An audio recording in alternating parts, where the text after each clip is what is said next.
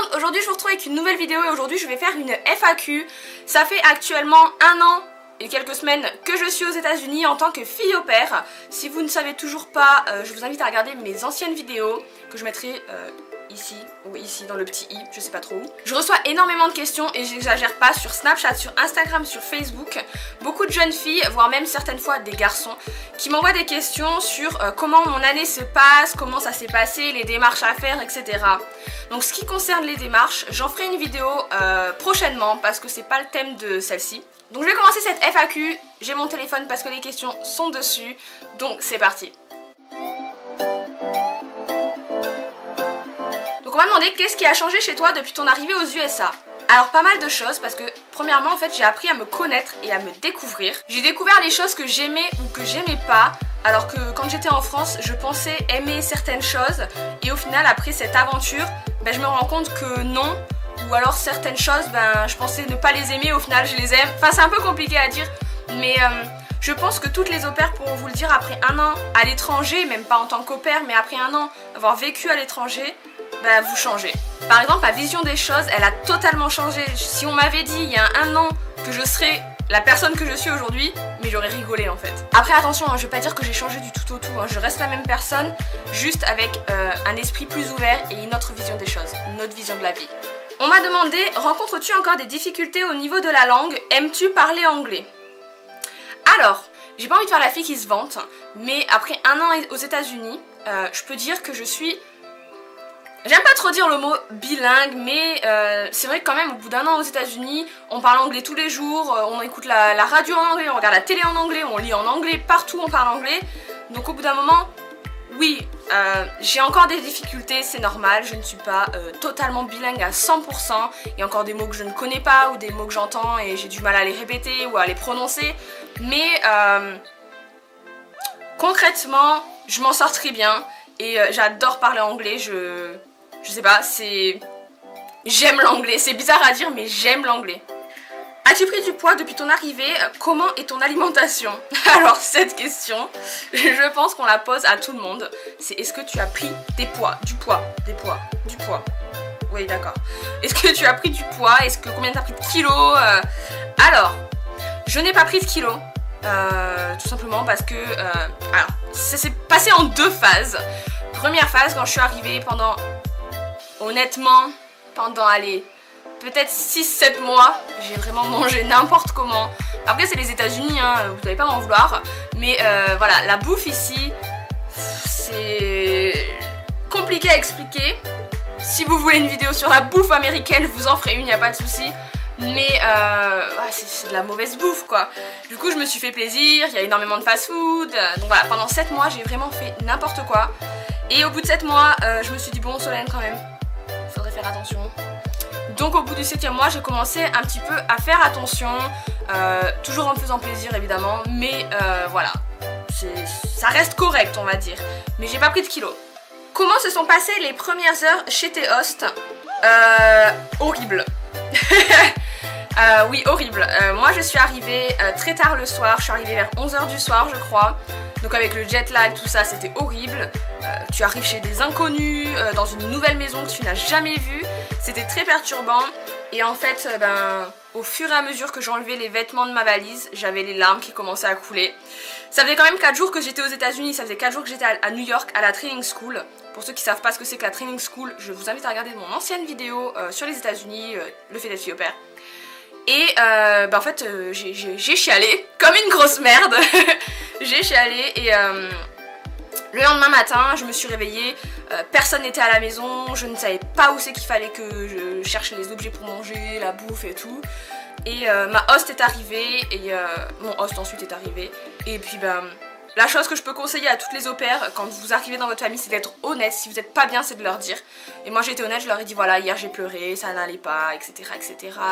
Et ça m'a fait beaucoup de bien parce qu'ils étaient très compréhensibles et affectueux et m'ont dit que c'était tout à fait normal. Et je me suis sentie vraiment beaucoup mieux. Après les premiers jours, c'était une catastrophe.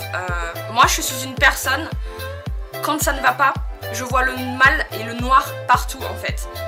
Si par exemple, je sais pas, je vous dis une connerie,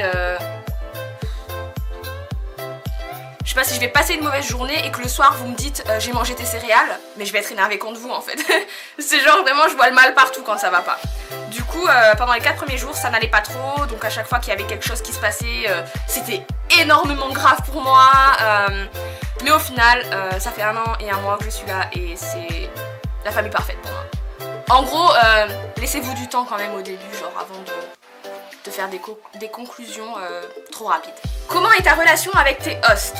Alors, ma relation avec mes hosts, elle est très très respectueuse. C'est quand même mes boss, mes patrons, mais ça reste quand même, pour moi, c'est comme une seconde famille. C'est-à-dire, voilà, ils m'ont clairement dit que je faisais partie de leur famille. Je sors tout le temps avec eux, je vais au resto avec eux, je fais des activités des petits avec eux. C'est vraiment... c'est très respectueux dans le sens que ouais, il y a quand même cette barrière de respect que j'ose pas trop franchir. Mais alors par contre on déconne grave, genre moi mon host, c'est très bizarre, je pensais pas être aussi proche entre guillemets de mon host. Mais c'est avec lui que je vais faire le plus de blagues complètement connes. Mais c'est plus avec lui que je vais réussir à le charrier, etc. etc. Je peux même clasher ses enfants, il s'en fout complet. Mais c'est très, ouais, c'est franchement une relation au top. On m'a demandé, comptes-tu refaire au pair dans un autre pays après cette année? Non. On m'a demandé aussi si j'allais trouver l'amour. Non. Qu'est-ce qui te manque le plus niveau bouffe? Ah bah alors, je me suis fait une liste carrément parce que la raclette, le saucisson, le camembert, la fondue, une bonne baguette, une vraie baguette, hein. Pas les baguettes de Giant qui sont pourries. Des vrais croissants, pareil, pas ceux de Starbucks qui sont tout durs, j'en sais rien. De l'ice tea, de la tapenade, du gorgonzola, des escargots, du foie gras, des toasts briochés, des biscottes, du beurre demi-sel, des Pringles au fromage, et je parle pas des Pringles au fromage au cheddar, dégueulasse, des têtes brûlées, ouh, des têtes brûlées, j'en ai ramené là il y a pas longtemps, c'est trop bon, des chouquettes. La chose que tu aimes le plus par rapport à ton aventure et la chose que tu aimes le moins. La chose que j'aime le plus, c'est vraiment l'échange culturel. J'arrive plus. L'échange culturel, c'est vraiment la chose que j'aime le plus. Et c'est pas pour faire la fille trop, ouais, hein, l'échange culturel, hein, c'est trop ce que j'aime. Non, pas du tout. C'est vraiment le fait de vivre dans une famille américaine, d'apprendre les coutumes américaines entre guillemets, les fêtes nationales, et le fait aussi de pouvoir améliorer mon anglais. Et vraiment, enfin, en 1 an, j'ai appris tellement de choses que, ben, moi je me fie beaucoup aux États-Unis par rapport aux films et aux séries, je pense comme tout le monde. Et il y a des choses, je me dis ouais non ça c'est pas vrai, ça si c'est vrai, oh, ça doit être trop bien, ça doit être trop nul. Et en fait ben je me suis fait mon propre avis et c'est ça qui est génial, c'est que vraiment j'ai appris à connaître les États-Unis.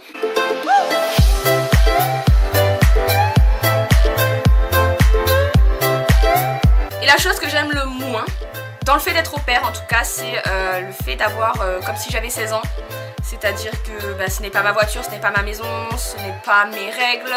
Donc j'ai perdu un peu de l'indépendance, c'est-à-dire que ouais, je dois respecter les règles de mes hosts. Après je suis quand même assez libre, hein, je vais pas cracher dessus. Mais voilà, par exemple, j'ai un couvre-feu de minuit pour la voiture. Moi j'ai pas de couvre-feu mais la voiture doit être à la maison à minuit. Je n'ai pas le droit d'aller à Washington DC en voiture. Donc voilà, c'est un peu compliqué, je peux pas faire ce que je veux. Et après avoir vécu toute seule en appartement en France, de réavoir des règles et des barrières comme ça, c'est un petit peu... Bah c'est dur de s'adapter au début. Comment se passe ta relation avec les enfants? Très bonne question. Alors, moi je vais juste vous dire que quand je suis arrivée aux États-Unis, j'avais très peur. Parce que je m'étais inscrite sur des groupes Facebook d'au pair. Je voyais en fait toutes les au pairs qui parlaient de leurs enfants, qui critiquaient. Et franchement, je le dis ouvertement, je veux dire, il y a des filles, elles sont sur ce groupe, elles vont regarder cette vidéo, mais j'en ai rien à faire. Je veux dire, sur les groupes Facebook, il y a tellement, mais tellement de personnes qui parlent en négatif et on voit jamais du positif en fait. Donc je suis partie en fait dans la peur de me dire oh, mais les enfants ils vont être terribles. Le cliché des enfants américains c'est que c'est les rois du monde. C'est qu'ils décident ce qu'ils veulent, c'est qu'ils font ce qu'ils veulent, c'est qu'ils te crachent dessus, ils te frappent, ils font ce qu'ils veulent quoi. Donc je suis partie, j'avais super peur. Donc je m'égare encore une fois. Donc comment se passe ma relation avec mes enfants? Et ben ils sont géniaux en fait et je m'entends super bien avec eux. Après ça reste des gamins, je veux dire ils ont 10, 9 et 5 ans. C'est quand même des enfants, ils vont essayer un petit peu de... Voilà quoi. Mais j'ai quand même beaucoup de chance qu'ils soient bien éduqués, qu'ils soient polis et respectueux. Et je les adore, c'est simple, ma petite de 5 ans, à chaque fois que je pars en voyage, elle est là, tu vas me manquer, machin, j'ai trop hâte que tu reviennes, et quand tu vas rentrer en France, je vais être trop triste. Mais mes grands, c'est un peu différent, mais il y a quand même beaucoup d'affection, et c'est ça que j'adore. Donc voilà, cette FAQ est terminée et j'espère que ça aura pu vous aider. Si vous avez d'autres questions, n'hésitez pas à m'envoyer un message sur Snapchat, Instagram ou encore Facebook. Ou même en dessous de cette vidéo si vous voulez me laisser un commentaire ou me joindre en privé, il n'y a pas de problème.